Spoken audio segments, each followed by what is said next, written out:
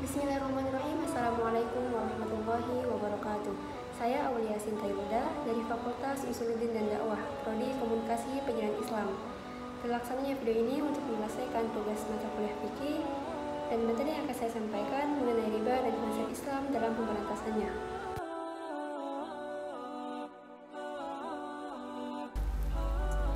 Mengetahui makna dari riba dan konsep Islam dalam pemberantasannya.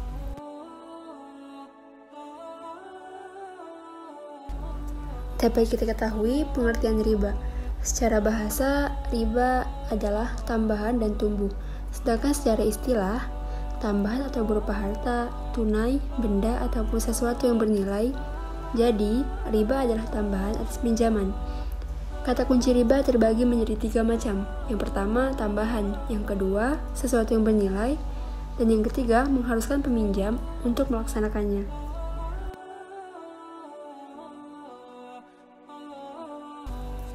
Proses pengharaman riba terbagi menjadi 4. Yang pertama, riba tidak bertambah di sisi Allah Subhanahu wa Ta'ala.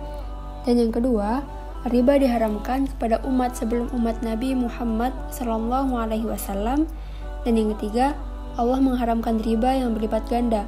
Dan yang keempat, Allah mengharamkan riba secara keseluruhan.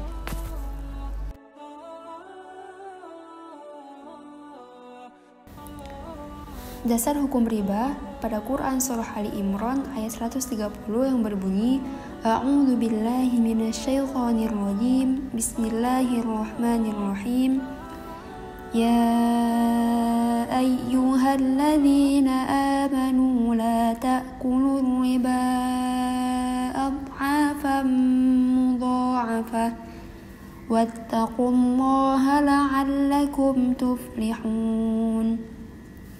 Yang artinya, hai orang-orang yang beriman, janganlah kamu memakan riba dengan berlipat ganda dan bertakwalah kepada Allah supaya kamu mendapat keberuntungan. Peliharalah dirimu dari api neraka yang disediakan untuk orang-orang yang kafir. Untuk jenis-jenis riba terbagi menjadi 2. Yang pertama, riba hutang pihutang, dan yang kedua, riba jual beli. Riba hutang pihutang terbagi menjadi 2 macam. Yang pertama, riba qard, dan yang kedua, riba jahiliyah. Riba jual beli juga terbagi menjadi 2 macam. Yang pertama, riba al-fadl, dan yang kedua, riba an-nasi'ah.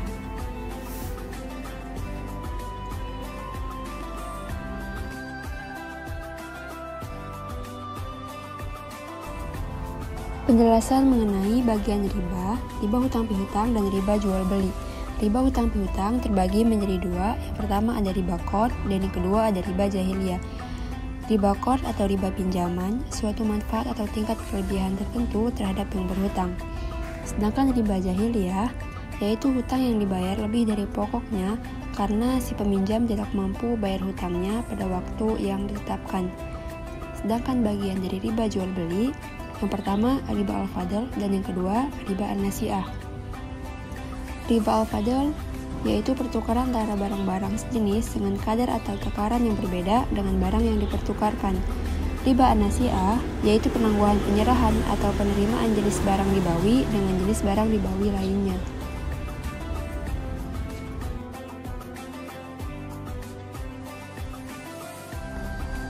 Contoh praktek riba di masyarakat pada zaman sekarang. Yang pertama, contohnya praktek pegadaian. Seorang pihak direktur barang gadai yang diserahkan kepadanya, misalnya ada seorang yang menggadaikan ladangnya, lalu pihak kreditur mengelola tersebut dan mengambil hasilnya. Praktek ini termasuk dikarenakan adanya pemanfaatan yang dilakukan pihak kreditur sehingga mendapatkan keuntungan dari piutangnya. Contoh yang kedua pada praktek kartu kredit. Dengan adanya kartu kredit, pengguna mendapatkan pinjaman uang yang dibayarkan kepada penjual barang atau jasa dari pihak penerbit kartu kredit. Kemudian bagi pengguna kartu kredit, wajib membayar tagihan dalam tempo waktu yang sudah ditentukan. Dan apabila telat membayar, maka ia akan dikenakan denda.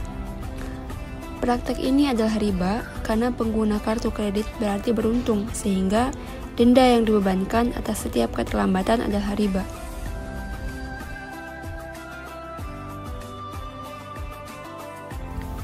Terdapat beberapa hikmah sebab diharamkannya riba. Yang pertama, untuk menjaga ketertiban atau tata kehidupan. Yang kedua, mengajarkan kita untuk saling menolong. Dan yang terakhir, bisa menerapkan apa yang diperintahkan oleh Allah Subhanahu wa Ta'ala.